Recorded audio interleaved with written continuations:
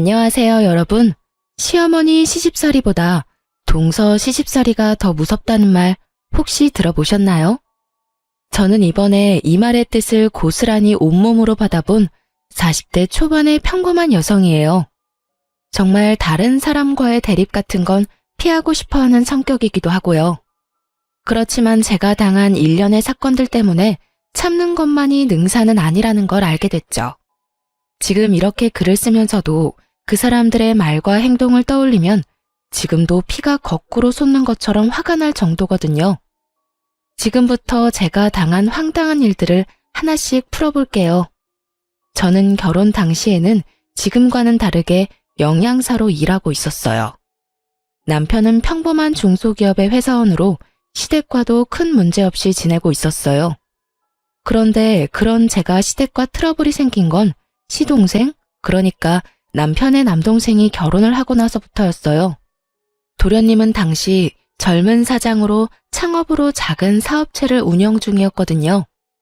그런 도련님과 결혼하게 된 제 동서가 저보다 2살이나 많다는 것을 알게 되고 저는 살짝 걱정이 됐어요. 주변에서 그런 이야기를 종종 들었던 터라 걱정이 됐죠. 그리고 그런 우려는 도련님의 상견례에서 드러났죠. 상견례하는 도중에 화장실을 들렀는데 동서가 제 뒤를 따라 화장실로 들어오더군요. 그러더니 대뜸 그러더라고요. 제가 사회에서는 더 연장자고 경험이 많은 어른이니 저한테 이래라 저래라 시키지는 마세요. 존댓말 쓰면서 존중은 해줄 테니 그 정도에서 서로 선을 지키자고요. 정말 당당하게 저에게 선을 지키자는 동서를 보며 속으로 많이 당황했어요. 누가 보면 이래라 저래라 이미 시킨 줄 알겠더라고요. 얼굴 본 것도 처음인데 초면에 하는 말을 들어보니 제 우려가 현실이 되더군요. 근데 그게 무슨 말씀이세요? 선이라뇨. 몰라요? 적당하게 하자는 말이에요. 명절에 일할 때도 나한테 이래라 저래라 시키지 말고 저한테 딴지도 걸지 말고요. 솔직히 저도 이렇게 어린 사람이 제 손윗동서가 될 줄 알았겠어요? 나이 어린 사람을 어른으로 모셔야 하는 제 입장도 생각해줘야죠. 새빨간 립스틱을 바르며 말하는 동서를 보면서 저는 온몸에 소름이 돋는 기분을 느꼈습니다. 아직 상견례만 했을 뿐인데 이 정도로 견제하는 거면 결혼하고 나서는 내 말은 개똥으로도 안 듣겠구나 하고요. 이때 제 대답이 뭔지 궁금하세요? 제가 먼저 선을 넘는 일은 없을 거예요. 대신 동서께서도 선을 안 넘도록 해주셨으면 좋겠네요. 서로가 선을 지키면 얼굴 붉힐 리도 없잖아요. 그렇죠? 상대방은 제가 선을 넘는 걸 경계했지만 저는 그쪽이 선을 넘는 걸 더 걱정했어요. 지금 이 상황만 봐도 선을 아슬아슬하게 타고 있는 건 상대방인 동서였으니까요. 그러자 웃으면서 그러더군요. 마음이 잘 맞아서 좋네요. 그 말 꼭 지켜주세요. 그렇게 말하고는 휙 돌아서 화장실을 나가버렸어요. 그 뒷모습을 보며 참 황당하고 골치가 아파왔습니다. 저 사람을 앞으로 내내 봐야 할 걸 생각하니 말이죠. 그렇게 도련님은 무사하게 결혼을 하게 됐어요. 그리고 그 뒤로 몇 번의 명절이 지나갔어요. 생각보다 서로 선을 잘 지키고 있어서인지 제가 아이를 낳을 때까지 저를 견제하는 일은 없었어요. 그런데 아주 사소한 것에서부터 일이 틀어지더군요. 그것은 우리 아들이 3살이 될 무렵에 설날에 일어났어요. 설이 되면 어른들에게 용돈을 드리잖아요. 저희는 양가에 각각 50만 원씩 드리기로 했어요. 그런데 동서에게서 연락이 왔더라고요. 설 준비에 대해 이것저것 이야기하다가 갑자기 동서가 묻더라고요. 형님, 이번 설에 용돈은 얼마 하시기로 했어요? 저희는 50만 원 드리려고 해요. 그 외에 과일이나 건강기능식품도 하나씩 사서 드리고요. 그래요? 그럼 저희도 50만 원 해야겠네요. 설날에 봐요. 그렇게 전화를 끊었어요. 그런데 설 연휴에 시댁에 갔는데 어처구니 없는 일이 벌어졌어요. 시모가 제게만 일을 계속 시키더라고요. 동서가 늦어서 없으면 또 모르겠는데 있는데도 시모와 수다나 떨면서 일은 저한테만 다 시키더군요. 아무리 제가 둥글게 살고 싶은 사람이라도 이렇게 대놓고 차별하면 기분이 안 나쁠 수가 없잖아요. 그래서 제가 동서에게 말했어요. 동서, 여기 와서 제사 음식 만드는 거 좀 도와줄래요? 어머님이랑 대화하면서 쉬는 게 좋은 건 알겠는데 혼자 하면 아무래도 저녁까지 준비를 다 못 끝낼 것 같거든요. 최대한 돌려 말했어요. 명절이고 어른들 있는 데서 큰 소리 나면 안 된다는 생각에 말이죠. 그런데 동서는 제 이야기를 듣고도 태연히 가만히 있더라고요. 대신 움직인 건 시모였어요.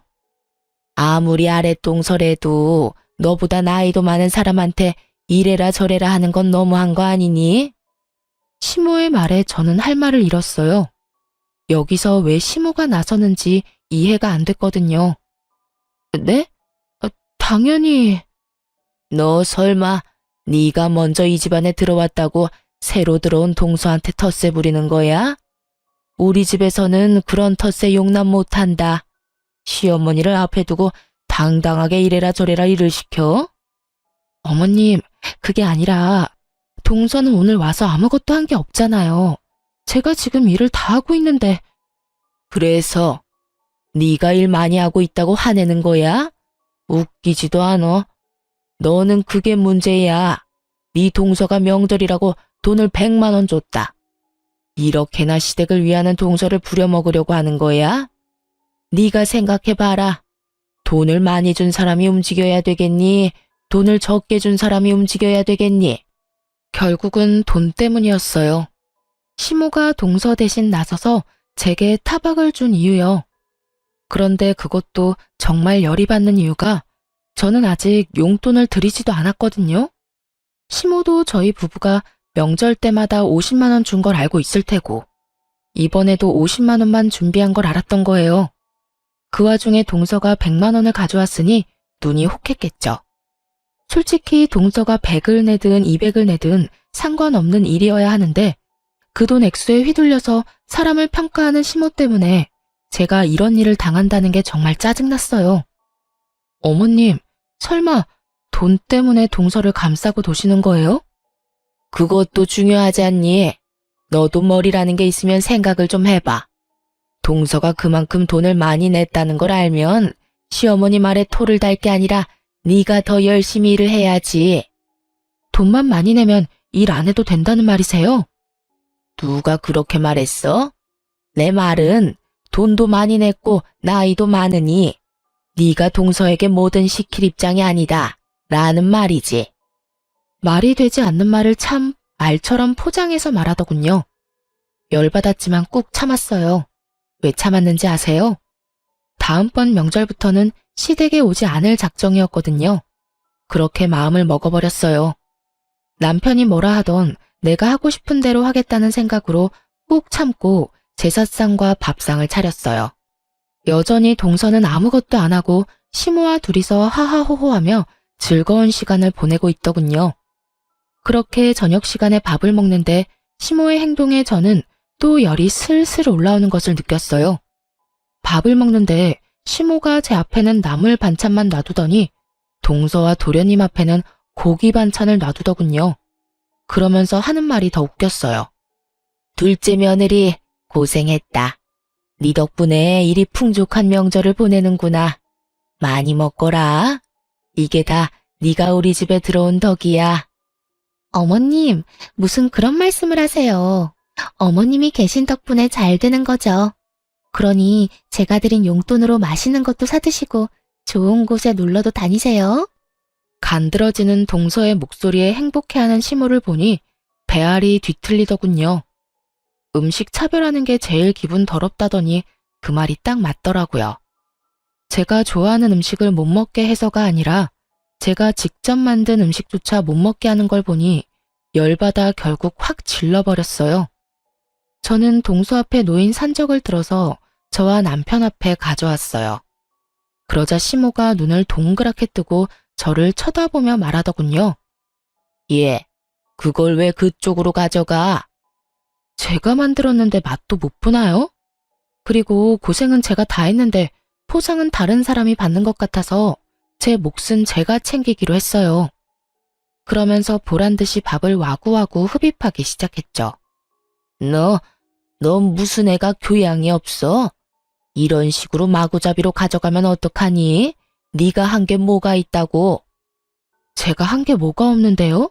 아니, 그럼 여기 와서 부엌에 발 한 번 안 디디고 열심히 이빨이나 까던 동서는 뭘 한 게 있어서 고기 반찬 넙죽넙죽 갖다 바쳐요? 야, 동서 없었으면 그 고기들이 여기 있었겠어? 네가 맛이라도 본 건 다 동서 탓이야. 알아들어? 그 고기도 요리해줄 사람 없으면 다 썩어 빠지는 거 모르세요?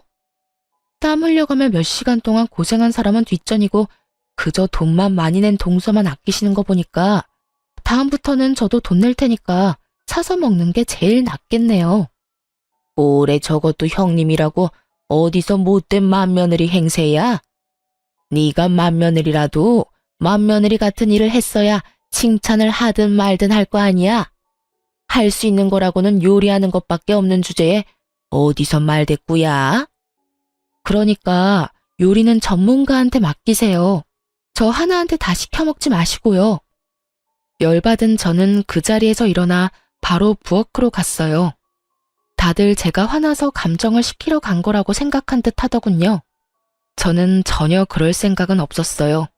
화는 이미 나 있었고 열받아서 제가 만든 음식 앞에 소금통을 들고 섰어요. 그리고 음식들 위로 소금을 완전 쏟아부어 버렸죠. 그리고 그 다음에는 설탕도 열심히 쏟아부었어요. 열심히 제사 준비했는데 돌아온 게 이런 멸시라니. 해놓고 인정도 못 받을 거 왜 했나 싶었어요. 그래서 제가 한 음식 싹 다 망쳐버렸죠. 그리고 나와서 남편에게 말했어요. 어머님 용돈으로 드릴 돈 어디 있어? 어? 여기. 남편이 돈이 든 봉투를 제게 줬어요. 저는 그걸 챙겨서 제 가방에 넣고 시댁 현관으로 갔어요. 시모가 그것을 보고 있다가 부랴부랴 따라 나오더라고요. 예, 너 그 돈 우리한테 주려고 한 돈 아니냐? 그걸 왜 네가 갖고 가? 혼자서 일하고 밥도 제대로 못 먹었는데 제가 왜 어머님한테 용돈을 드려요? 맘 같아선 일당이라도 달라고 말씀드리고 싶지만 그럴 수 없으니 저희가 어머님한테 드리려던 돈 일당으로 생각하고 제가 가져갈게요. 어차피 동서에게 100만 원 받아서 저희가 주는 돈은 필요도 없으시잖아요. 예, 너 아까 내가 그런 말 했다고 지금 시어머니를 핍박하는 거니? 세상 말세다 말세야. 어디 며느리가 시어머니한테 이딴 짓을 해? 요즘 세상에 바보로 사람 차별하는 시어머니가 계실 줄 저도 상상 못했네요. 그리고 핍박은 제가 당했지 어머님이 당하신 건 아니죠. 앞으로는 동서랑 두 분이서 열심히 제사 준비하세요. 하하호호 즐겁게 담소 나누시면서 하시면 저 같은 며느리보다 더 잘하시겠죠. 그리고 이런 취급받으면서 매번 명절에 방문할 정도로 제가 비정상인 사람은 아니거든요. 정상인이라면 대놓고 용돈으로 차별하는 곳에 오고 싶은 마음 없을 테니까요. 그럼 안녕히 계세요. 그렇게 제 할 말만 하고 나가버렸는데 남편이 저를 뒤쫓아 나오더군요. 여보, 대체 왜 이렇게 화를 내? 우리 집에서 왜 이런 짓을 벌이냐고. 이런 짓? 당신은 내가 무슨 취급당했는지 옆에서 뻔히 보고도 그런 말을 해? 내가 무슨 짓을 했는데? 당신이 말해봐. 내가 무슨 짓을 했는데? 당신이 우리 엄마랑 재수 씨한테 일방적으로 화를 냈잖아. 당신이 본 게 그게 다야? 그럼 그 밥상 위에 올라온 요리가 내가 다 만든 거라는 건 몰랐어? 알지, 알아. 그래도 좀만 참으면 되는 걸 왜 그렇게 화를 내는 건데? 손가락 하나 까딱하지 않고 쉬던 사람들이야. 나 혼자 제사 준비에 식사 준비 다 했다고. 그런데 뻔히 내가 좋아하는 반찬 알면서 그걸 동서 앞에 놔주시는 거 못 봤냐고. 한 번은 참았어. 그런데 이건 너무 빈정상하잖아. 음식으로 어떻게 차별을 해? 이게 맞는 거야? 화를 안 낼 일이냐고. 그럼 당신이 돈을 좀 더 잘 벌지 그랬어. 뭐? 그걸 말이라고 해? 내 말이 틀려. 돈도 못 벌면 일이라도 해야지. 솔직히 동생네가 돈 더 많이 한 것도 사실이고 그러면 당신이 좀 양보해줘야 하는 거 아니야? 우리는 돈 안 내? 그리고 집마다 다 사정이 다른데 어떻게 남들 하는 만큼 다 내고 살아. 그리고 돈을 더 벌라니 나 박봉이라고 지금 무시하는 거야? 무시하는 게 아니라 그게 사실이잖아. 당신이 돈만 좀 더 잘 벌었어 봐. 그러면 우리도 부모님 댁에서 이렇게까지 수모 당할 일도 없었겠지. 당신도 진짜 돈 때문에 내가 이런 취급당하는 게 당연하다고 생각하는 거야? 당신도 단단히 미쳤네. 됐어. 나 이제 시댁에 안 와. 당신이나 오던가 마음대로 해. 남편의 말에 배신감을 크게 느꼈어요. 저라고 하고 싶은 말이 없었겠어요? 도련님네 사업하며 동서는 일도 안 하며 편하게 도련님 돈 쓰면서 생색은 다 내고 다녔거든요. 남편에게 너는 왜 그만큼 못 버냐고 말하고 싶었지만 남편 생각해서 참았던 거예요. 솔직히 이날 제가 느낀 감정은 이 집에 내 편은 아무도 없구나였어요. 결국 남편과도 싸운 저는 바로 친정으로 향했어요. 그런데 그날 저녁에 동서가 전화를 했더군요. 형님, 도대체 음식에 무슨 짓을 한 거야? 도저히 사람 먹을 수가 없잖아. 먹지 말라고 그렇게 해놓은 건데 잘 됐네요. 앞으로는 음식 드시고 싶으시면 직접 요리해서 드세요. 저한테 전화 와서 뭐라 하지 마시고요. 결국 그렇게 전화를 끊고 그 뒤로 진짜 명절에 가지 않았어요. 남편이 저를 박봉의 쓸모없는 여자로 생각한다는 걸 알았을 때 이혼을 고려했지만 그때는 이미 뱃속에 둘째가 들어있더군요. 그래서 그때 한 가지 결심했죠.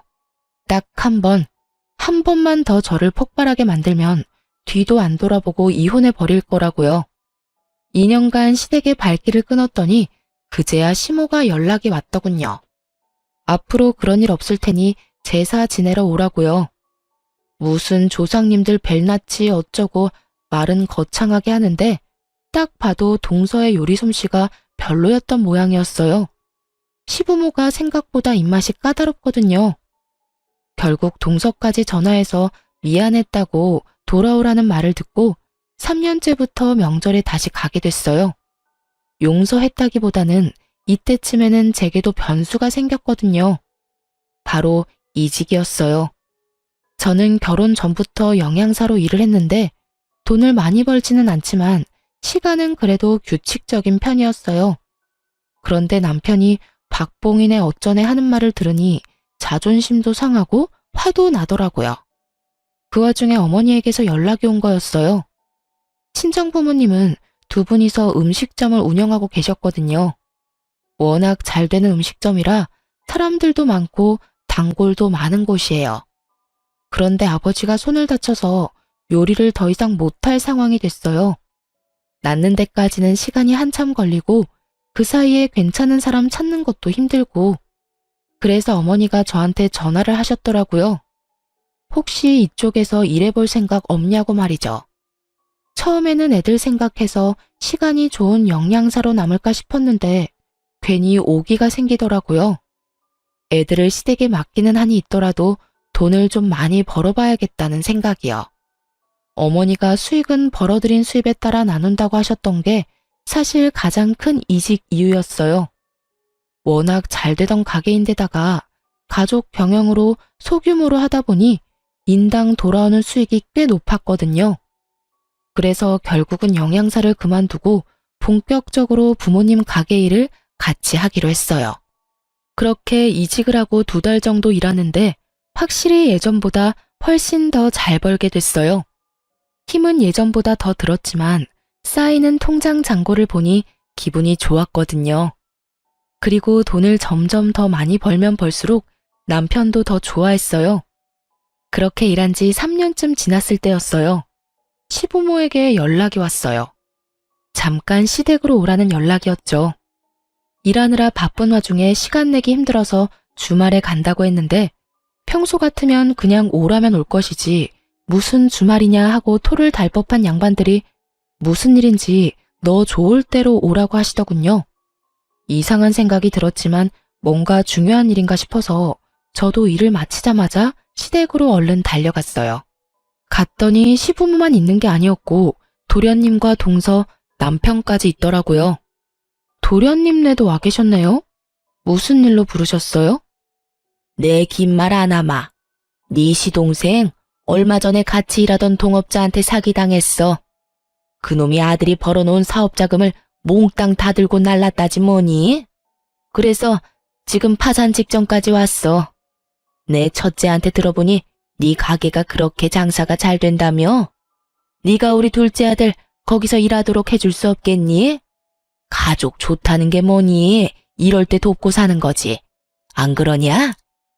자기 편할 때만 가족이라고 말하는 시모를 보니 정말 안이 꽂고 열받았지만 참았어요. 그런데 그때 도련님이 제게 말하더군요. 형수, 제발 저 좀 살려줘요. 형한테 들어보니까 월급도 엄청 많이 번다는데. 우리가 들어가서 일하면 도움도 되고 우리도 급한 불은 끌 수 있고. 솔직히 지금 파산 직전이에요. 도련님, 제 밑에서 일하실 수 있겠어요? 솔직히 여태껏 식당에서 일해본 적 없는 사람을 쓰는 것도 저희 쪽에는 큰 위험이고. 제 말이 끝나기도 전에 동서가 불쑥 저희 말하는 사이에 끼어들었어요. 누가 형님 밑에서 일한대요? 그냥 일만 가르쳐주고 2호점 열 수 있도록 금전적인 지원만 해달라는 이야기예요. 솔직히 형님네가 저희 남편 아랫사람으로 취급하는 것도 싫고 그냥 돈 빌려주고 레시피만 알려주면 끝 아닌가요? 이 말은 그거였죠. 네 밑에서 일하기 싫으니 너는 레시피랑 돈만 지원해주고 꺼져라. 그 이야기를 듣는데 아직도 정신 못 차렸구나 싶었어요. 사업이 망해서 지금 돈 빌리러 온 인간들이 이렇게 콧대를 세우고 기고만장한 꼴을 봐야 한다니. 결국 열받은 저는 더 생각하지도 않고 거절했어요. 일하기 싫으면 2호점도 없어요. 본점에서 일도 한번 해보지 못한 사람이 어떻게 2호점을 열어요? 저희 가게는 2호점 열 생각도 없고요. 일도 배우기 싫고 2호점을 열고 싶고 그런 마음이라면 저희 친정 부모님께 바로 찾아가시는 게 좋겠네요. 근데 이 상황 좀 웃기지 않아요? 물에 빠진 사람 구해주겠다니 보따리도 찾아내라는 거잖아요. 물속에서 건져만 주면 됐지 뭐가 그렇게 원하는 게 많은지. 아직 덜 급한 것 같으니 저는 이만 가볼게요. 제가 자리에서 일어나는 신용을 하자 시모가 저를 붙잡았어요. 넌 애가 왜 이렇게 인정이 없어? 얘네 불쌍한 거 안 보이니? 네가 도와주면 좋잖아. 돈 벌면 어차피 다 갚는다는데 왜 그렇게 예민하게 굴어? 예민한 게 아니라 상식적인 거죠. 일 안 배우면 2호점도 없어요. 그렇게 알고 계세요. 결국 그 뒤에 도련님이 찾아와 저희 가게에서 일을 한 달간 배웠어요. 그리고 무슨 돈이 있었던 건지 2호점을 만들었더라고요. 그렇게 번갯불에 콩 볶아 먹듯 일을 배워서 바로 2호점을 차려 나갔어요. 제 눈앞에서 사고만 치던 시동생이 나가서 저도 속은 편했는데 2호점에서 내내 사고만 치더군요. 사업을 했다고 해서 장사에는 소질이 있겠거니 했는데 아무래도 음식점이다 보니 위생 관련해서 문제가 계속 터졌어요. 그래서 그거 수습하려고 매번 제가 시동생 가게에 들렀어야 했고요. 그런데 더 웃긴 건 이 와중에도 시부모의 둘째 아들에 대한 사랑은 아주 지고지순하더군요. 도련님네가 새로 가게를 오픈해서 나가고 얼마 안 지나서 시댁 친척 중에 칠순잔치가 있어서 참석하게 됐어요. 제가 화장실에 갔다가 사람이 너무 많아서 그냥 돌아오는데 친척들 이야기하는 게 들리더라고요. 아유, 그 집은 좋겠어요. 그런 복덩어리 같은 며느리가 들어와서. 돈도 많이 벌고 얼마 전에 사기당한 둘째도 걷어줬다면서? 며느리 참 잘 들였다니까. 고모님이 제 칭찬을 하고 계셨어요. 감사한 마음에 웃음을 띠며 시모 뒤로 가 얼른 고맙다고 말하려는데 시모가 제가 있는지도 모르고 이야기하더군요. 걔가 복덩이요? 당치도 않아요. 복덩이는 여기 우리 둘째 며느리지. 자기 남편 사기당해도 얼마나 내조를 열심히 하는지. 게다가 첫째 며느리하고는 달라서 그 힘든 와중에도 열심히 시댁에 용돈도 붙여주는 참 착한 며느리예요. 그 이야기에 진짜 어이가 없었어요. 남편이 그렇게 일하느라 바쁜데도 동서는 일도 돕지도 않고 도련님 사업할 때처럼 집에서 쉬고 있었거든요. 가끔씩 도련님이 바쁜 일정이 있거나 약속이 있을 때만 잠시 나와서 가게를 봐줄 뿐이었고요. 그런 둘째 며느리가 제 자식 돈으로 효도 생색내고 있다는 걸 아는지 모르는지 입에 침이 마르도록 열심히 칭찬 중이었어요. 그걸 보니 정말 정이 뚝 떨어지더군요. 그런데 제가 이 집안에서 정말 떨어져 나올 일은 그 다음에 발생했어요. 제가 영양사에서 자영업자로 직업을 전환하면서 아이들을 볼 수 있는 시간이 많이 줄었거든요. 그래서 어쩔 수 없이 5살, 8살 애들을 시댁에 맡길 수밖에 없었어요. 그렇게 몇 달쯤 맡겼는데 애들이 점점 시댁에 가길 싫어하더라고요. 엄마, 우리 할머니 집에 안 가면 안 돼. 나 할머니 집에 가기 싫어. 을에 있는 투정이라고 생각했어요. 엄마랑 붙어있고 싶은 마음에 저러는구나 하고 눈물이 핑 돌 것 같았단 말이죠. 그런데 이 상황에서 뜬금없는 말을 첫째가 하더군요. 할머니랑 숙모는 지원이만 예뻐하고 우리는 매번 혼낸단 말이야. 그게 무슨 소리야? 너희를 왜 혼내신단 말이니? 지원이는 동선의 아들이었어요. 이때는 동서가 자기 아들도 시댁에 맡겨놨나 보다 하는 생각만 들었어요. 그런데 그 다음 아들의 말에 혈압이 확 오르더군요. 할머니가 지원이한테만 맛있는 거 주고 우리는 맛있는 거 먹지도 말래. 그리고 지원이가 우리가 가져간 장난감 뺏어갔는데 숙모가 우리한테 소리 지르고 못됐다고 막 뭐라고 했단 말이야. 우리 할머니 댁에 안 가면 안 돼? 나는 진짜로 가기 싫단 말이야. 그 이야기를 듣는데 인내심이 뚝 끊어지더군요. 먹는 걸로 장난치던 그 버릇이 이번에는 우리 애들에게 나왔나 보더라고요. 저는 흥분한 채로 아이들에게 이것저것 물었어요. 그러니 끝도 없이 시모와 동서가 한 짓이 아이의 입을 통해 흘러나오더군요. 동서의 아이를 오냐오냐 키우면서 우리 애들은 무슨 일이 있든 혼을 냈다고 했어요. 과자를 사와도 우리 애들한테는 한 번도 준 적이 없대요. 밥 먹을 때도 맛있는 반찬은 모두 지원이 거라고 하는 말에 진짜 눈을 질끈 감았네요. 손주들이라면 본인 핏줄이니까 잘해줄 거라고 생각했어요. 그런데 고작 몇 달 만에 그것도 학원 하원하고 그 짧은 2~3시간 동안 애들을 이런 식으로 차별했다는 걸 제 귀로 직접 들으니 분노가 멈추지 않았어요. 동서와 도련님 파산하고 물에서 건져 올려준 사람이 저와 저희 부모님인데 은혜를 원수로 갚는 거잖아요. 도와준 은인의 자식들한테 저딴 식으로 대하다니 참을 수가 없었어요. 저는 열받아서 시모와 동서에게 직접 이야기하려다가 일을 마치고 온 남편에게 이야기하기로 했어요. 당신 애들 이야기 들었어? 어머님이 동선의 애만 예뻐하시면서 우리 애들하고 차별하신다는 말. 그래서 지금 애들 싸움에 끼는 어른이 되라는 거야? 이게 어떻게 애들 싸움이야. 엄연히 차별을 받았잖아. 애들이 상처를 받았고. 애들이 엄청 큰 잘못을 해서 혼나는 거라면 그래, 100번 양보해서 참을 수 있지. 근데 보라고, 애들이 잘못한 게 뭐가 있어? 그리고 잘못했다 한들 먹는 걸로 차별하는 게 어딨어? 그것만큼 기분 나쁜 게 세상에 어디 있다고. 나한테도 그러시더니 이번에는 애들한테까지 이러시네. 당신이 어머님한테 뭐라고 말씀 좀 드려. 애 맡겨놓고 그런 것까지 요구하라고? 당신이 바빠서 애 맡긴 거잖아. 그러면 신경을 꺼.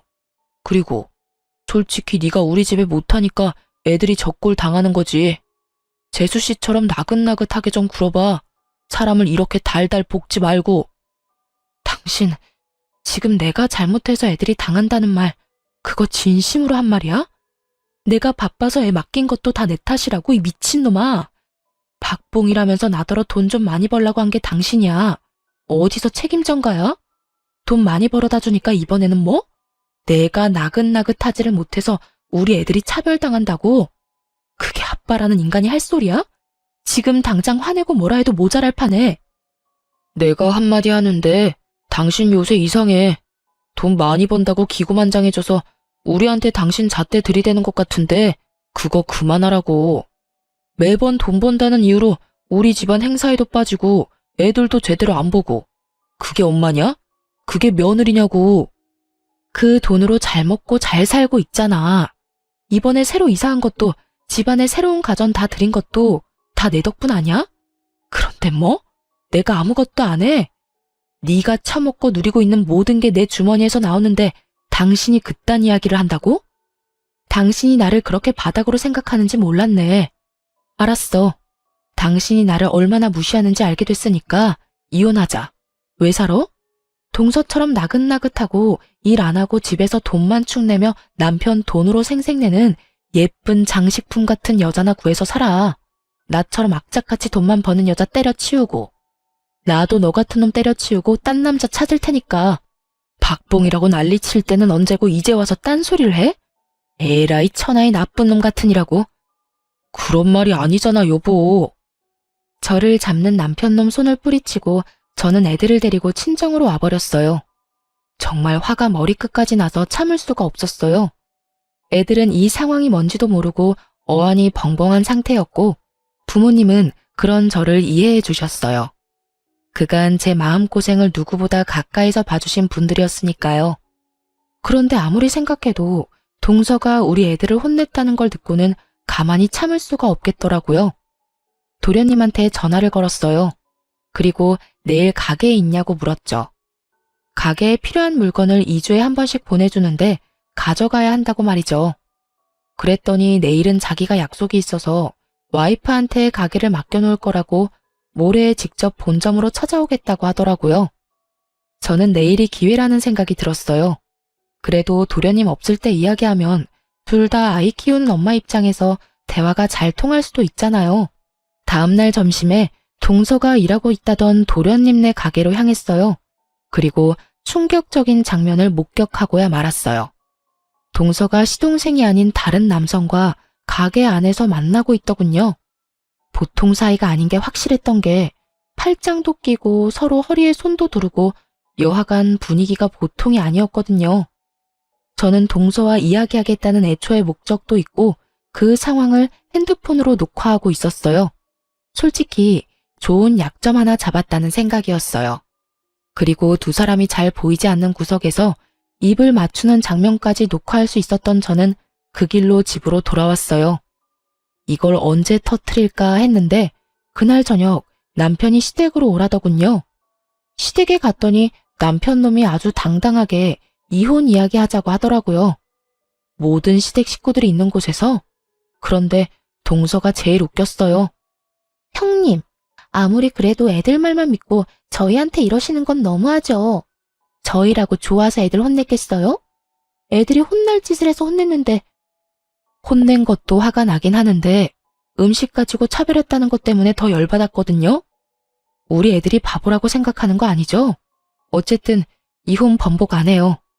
그렇다네요, 아주버님. 그러면 형님이 원해서 이혼하는 거니까 위자료도 이쪽에 줘야 하는 거 알죠? 재산 분할도 확실하게 해야 하고요. 위자료? 재산 분할? 어이가 없어서.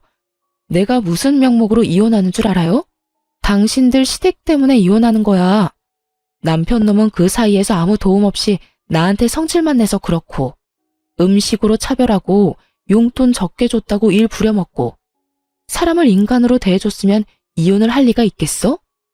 형수님, 형님이 어찌됐건 저는 두 분이 이혼을 했다고 저희 가게 차별하는 건 가만둘 생각 없어요. 그러니까 그 부분은 확실하게 해줬으면 좋겠고 가게 걱정 말고 와이프나 걱정하지 그래요.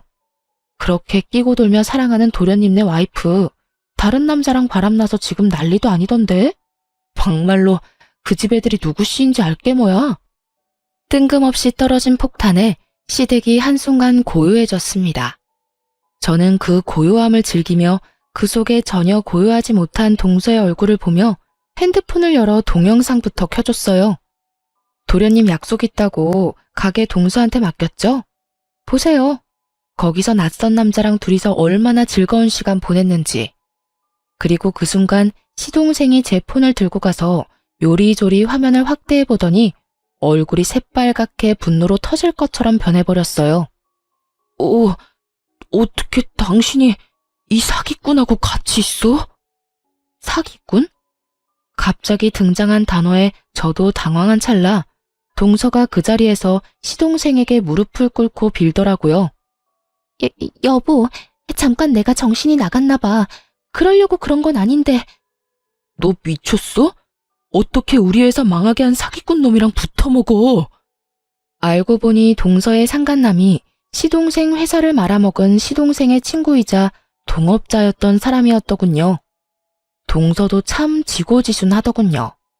남편 회사 망하게 만들어서 자기도 힘든 상황에 사업 망하게 한 남자와 계속 만나고 있었다니 아마 그 남자 쪽에서 뭔가 금전적인 지원을 해줬을 거예요.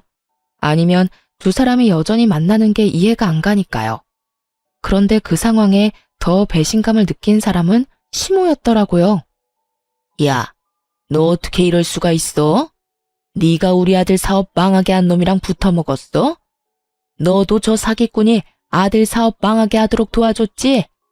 내가 아들 사업에 투자한 돈만 해도 얼만데 그 돈이 지금 이 집 담보로 여전히 대출로 잡혀있는데 어떻게 내 돈을 다 날려먹게 만들 수가 있어? 자그마치 1억이다 1억. 그 돈을 날려먹은 게 다 니년 탓이라고? 내 돈 내놔. 당장 내 돈 내놔. 그렇게 동서를 애지중지하던 시모가 동서에게 년이라는 말까지 해가며 옷을 붙들고 난리를 쳤어요. 시모의 힘에 이리저리 휘둘리는 동서의 얼굴은 평소의 그 완벽하고 새초롬한 모습 따위는 사라지고 없었죠.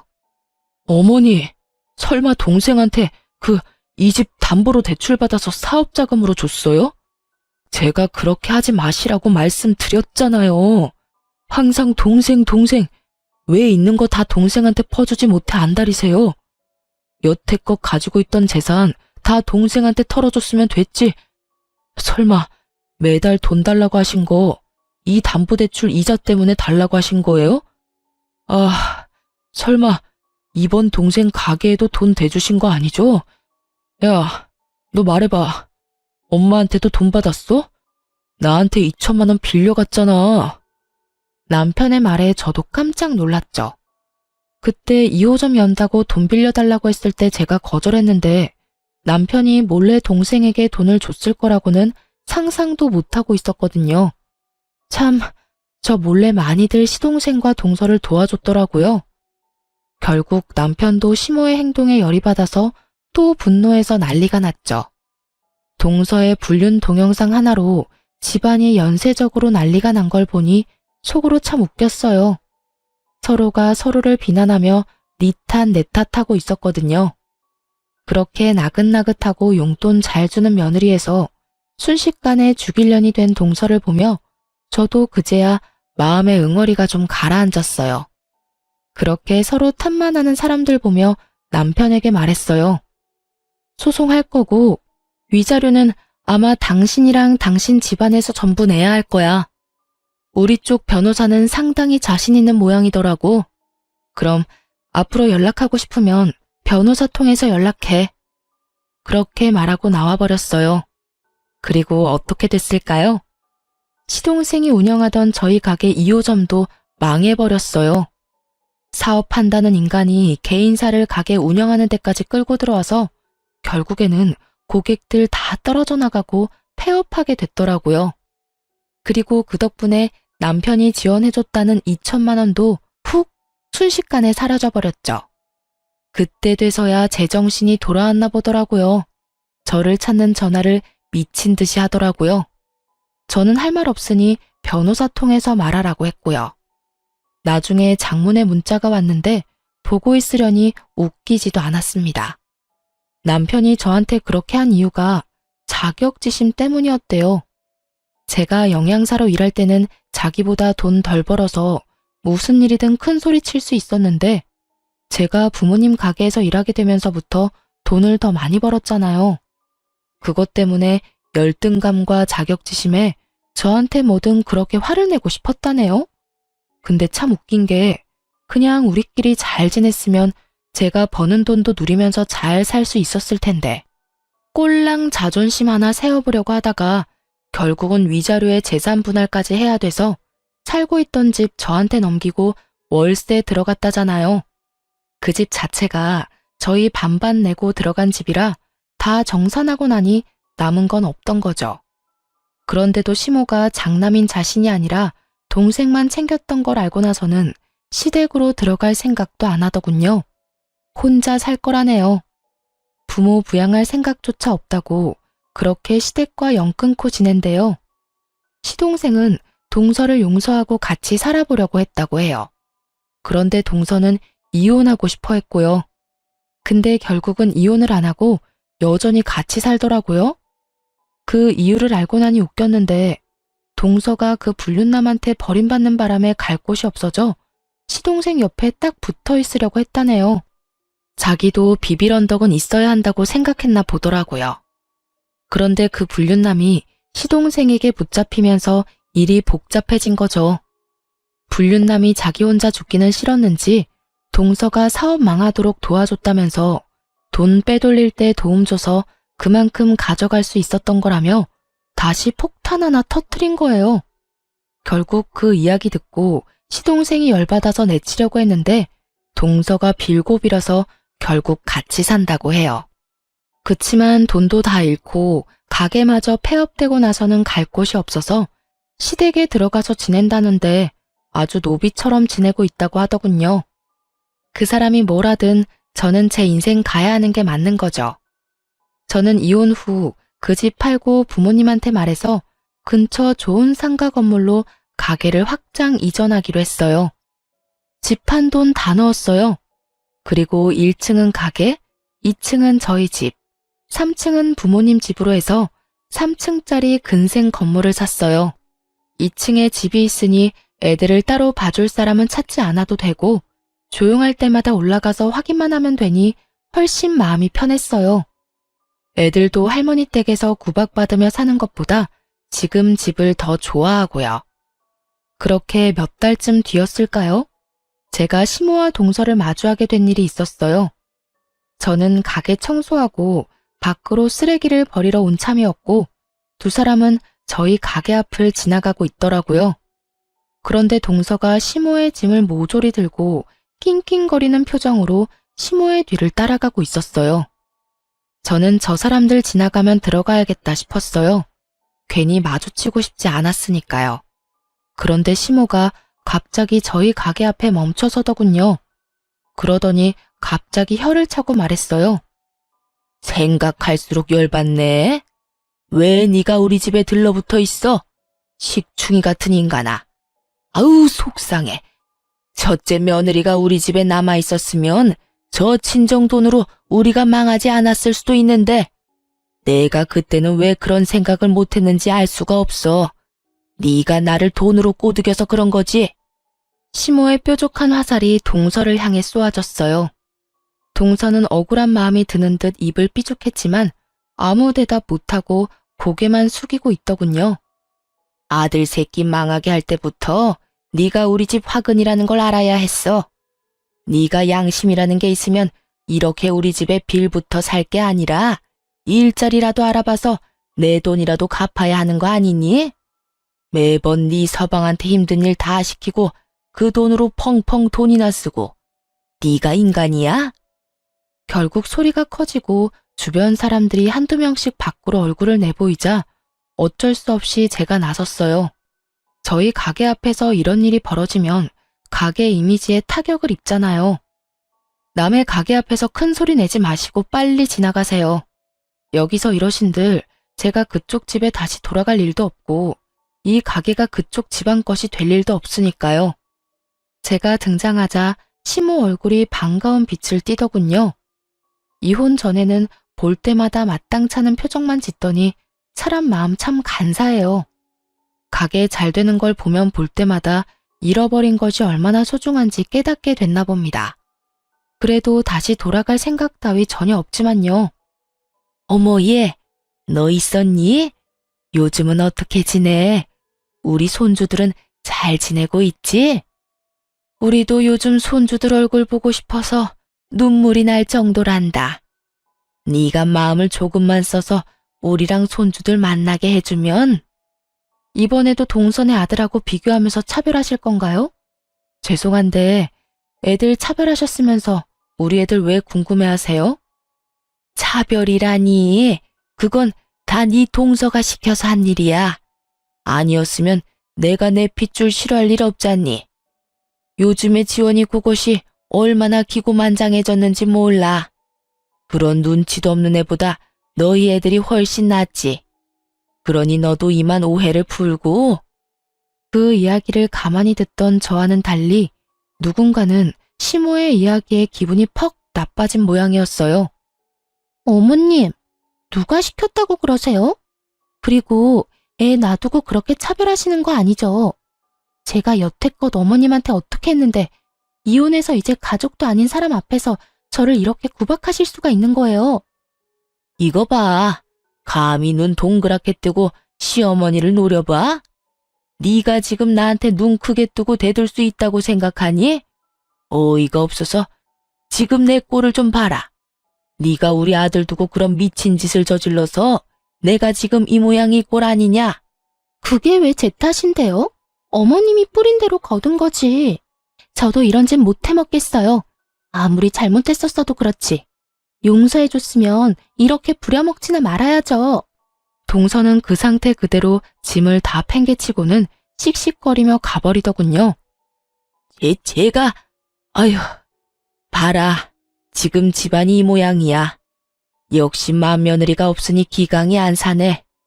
어쨌든 나중에 애들 데리고 한번 오거라. 응?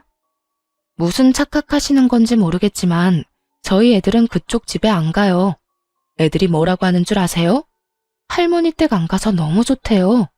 할머니한테 차별받아서 정말 기분 나빴는데 여기서는 그런 차별 안 받아도 된다고요. 그러니까 기대하지도 마세요.